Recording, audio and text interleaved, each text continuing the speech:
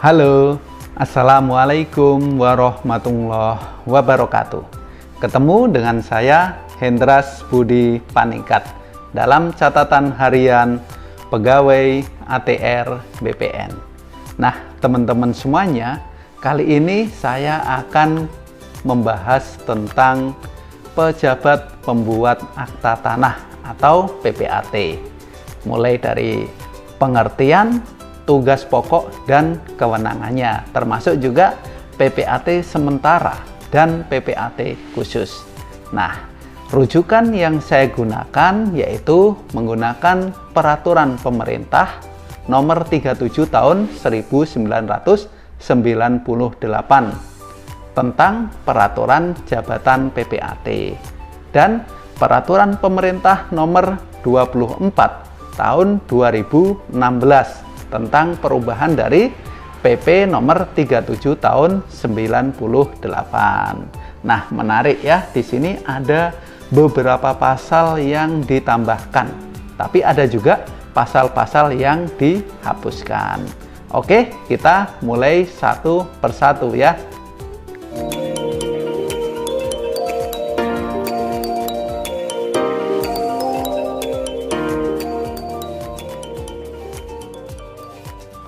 Nah, teman-teman semuanya, apa sih yang dimaksud dengan pejabat pembuat akta tanah atau PPAT? Nah, PPAT adalah pejabat umum yang diberi kewenangan untuk membuat akta-akta otentik mengenai perbuatan hukum tertentu terhadap hak atas tanah atau hak milik atas satuan rumah susun. Jadi akta otentiknya ini terhadap hak atas tanah atau HMSRS, artinya bidang-bidang tanah yang sudah terdaftar atau bersertifikat. Nah, sedangkan PPAT sementara adalah pejabat pemerintah yang ditunjuk karena jabatannya untuk melaksanakan tugas PPAT dengan membuat akta PPAT di daerah yang belum cukup terdapat PPAT. Nah, ini PPAT sementara. Nah, sering kita ketemui ya, kita temui di lapangan PPAT sementara biasanya dijabat oleh seorang camat. Lalu, apa sih yang dimaksud dengan PPAT khusus? Nah, teman-teman semuanya, PPAT khusus adalah pejabat Badan Pertanahan Nasional yang ditunjuk karena jabatannya untuk melaksanakan tugas PPAT dengan membuat akta PPAT tertentu khusus dalam rangka pelaksanaan program atau tugas pemerintah tertentu. Nah, PPAT khusus ini biasanya dijabat oleh seorang kepala kantor pertanahan. Nah, selanjutnya kita masuk pada pengertian akta PPAT. Nah, akta PPAT adalah akta yang dibuat oleh PPAT sebagai bukti telah dilaksanakannya perbuatan hukum tertentu mengenai hak atas tanah atau hak milik atas satuan rumah susun. Misalnya perbuatan hukum jual beli, tukar menukar, hibah ataupun lain sebagainya. Sedangkan protokol PPAT adalah kumpulan dokumen yang harus disimpan dan dipelihara oleh PPAT yang terdiri dari daftar akta, akta asli, warkah pendukung akta, arsip laporan, agenda, dan surat-surat lainnya. Lalu warkah. Nah, apa sih warkah? Warkah adalah dokumen yang dijadikan dasar pembuatan akta oleh PPAT. Jadi PPAT juga punya warkah-warkah tersendiri yang harus disimpan dan dipelihara oleh PPAT tersebut. Nah, kemudian daerah kerja PPAT. Nah, daerah kerja PPAT adalah suatu wilayah yang menunjukkan kewenangan seorang PPAT untuk membuat akta mengenai hak atas tanah dan hak milik atas satuan rumah susun HMSRS yang terletak di dalamnya. Jadi PPAT itu punya wilayah kerja ya, punya daerah, tidak berlaku secara nasional. Nah, teman-teman semuanya, selanjutnya kita masuk pada tugas pokok dan kewenangan PPAT.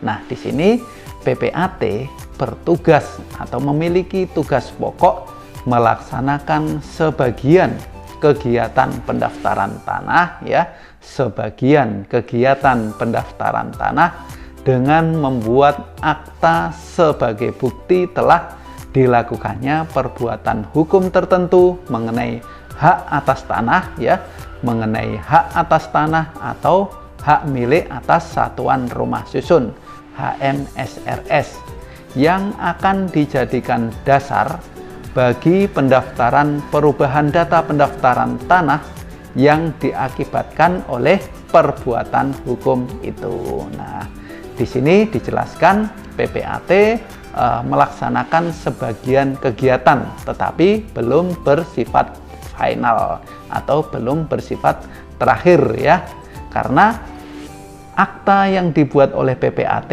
itu dijadikan dasar bagi pendaftaran perubahan data pendaftaran tanah atau pemeliharaan data pendaftaran tanah.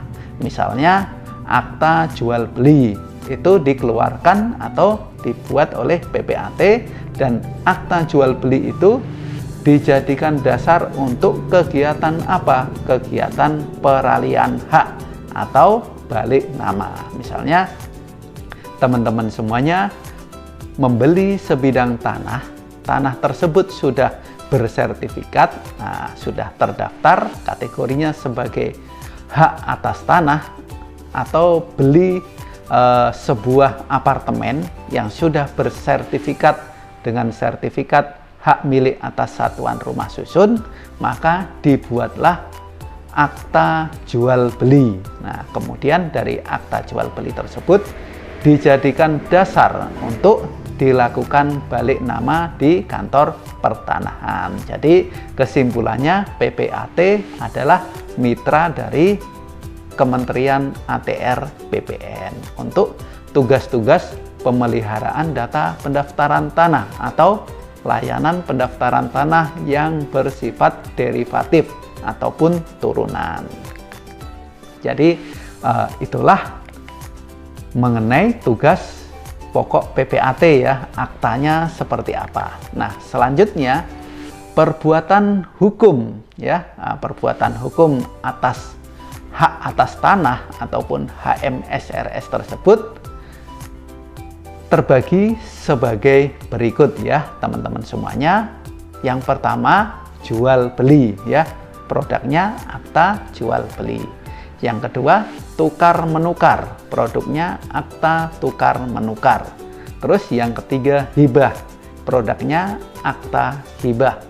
Terus yang keempat, perbuatan hukum pemasukan ke dalam perusahaan atau inbring, produknya juga akta pemasukan ke dalam perusahaan. Terus yang kelima, pembagian hak bersama, misalnya suatu bidang tanah warisan, subjeknya diwariskan ke seluruh ahli waris, nanti baru ada pembagian hak bersama, dibuatlah yang namanya APHB ya, akta pembagian hak bersama. Itu dijadikan dasar untuk kegiatan pendaftaran tanah berikutnya, balik namanya. Terus yang keenam, pemberian hak guna bangunan atau hak pakai di atas hak milik. Nah, ini kita menganut azas pemisahan horizontal.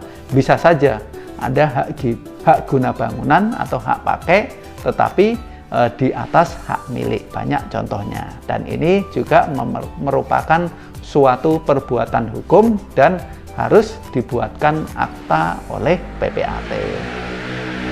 Lalu yang ketujuh, pemberian hak tanggungan. Nah, ini juga ada aktanya, akta hak tanggungan ya, APHT. Terus pemberian surat kuasa membebankan hak tanggungan SKMHT. Nah, ini ada 8 tugas pokok kewenangan PPAT mengenai perbuatan-perbuatan hukum terhadap hak atas tanah ataupun hak milik atas satuan rumah susun. Nah, untuk melaksanakan tugas tersebut ya, seorang PPAT mempunyai kewenangan membuat akta otentik mengenai semua perbuatan hukum ya terhadap hak atas tanah ataupun HMSRS yang terletak di dalam daerah kerjanya. Jadi ada daerah kerjanya, nggak boleh keluar dari wilayah kerjanya. Nah, PPAT khusus hanya berwenang membuat akta mengenai perbuatan hukum yang disebut secara khusus dalam penunjukannya. Ini untuk PPAT khusus, biasanya Kepala Kantor Pertanahan. Lalu yang berikutnya, PPAT hanya berwenang membuat akta mengenai hak atas tanah atau hak milik atas satuan rumah susun yang terletak di dalam daerah kerjanya. Ini ditegaskan lagi ya, ditegaskan dalam aturan hanya berwenang membuat akta ya di wilayah kerjanya. Lalu yang berikutnya, untuk akta tukar menukar, akta pemasukan ke dalam perusahaan, dan akta pembagian hak bersama APHB, ATM, akta tukar menukar, akta pemasukan ke dalam perusahaan, inbreng, dan APHB mengenai beberapa hak atas tanah dan hak milik atas satuan rumah susun ya, hak atas tanah dan HMSRS yang tidak semua terletak di dalam daerah kerja seseorang PPAT ya, tidak terletak dalam satu wilayah kerja, dapat dibuat oleh PPAT yang daerah kerjanya meliputi salah satu bidang tanah atau satuan rumah susun yang haknya menjadi objek perbuatan hukum dalam akta. Misalnya ada akta tukar menukar, ini tanah yang di Bandung ditukar dengan tanah yang ada di Jakarta ataupun di Surabaya. Nah, ini bagaimana prosesnya? Karena ini beda wilayah, beda wilayah kerja. Nah, ini dalam aturan diperbolehkan ya mengambil dari PPAT dari salah satu bidang tanah tersebut. Boleh PPAT yang ada di Bandung, yang ada di Jakarta, ataupun di Surabaya. Jadi lebih enak dan lebih mudah ya teman-teman semuanya. Nah, demikian informasi singkat yang dapat saya sampaikan mengenai pengertian PPAT ya, PPAT sementara, PPAT khusus, tugas pokok dan fungsinya. Mudah-mudahan bisa bermanfaat buat teman-teman semuanya. Jangan lupa like, comment, share, and subscribe ya, biar channel ini tetap semangat dan berkembang. Saya Hendras Budi Paningkat. Terima kasih. Assalamualaikum warahmatullahi wabarakatuh.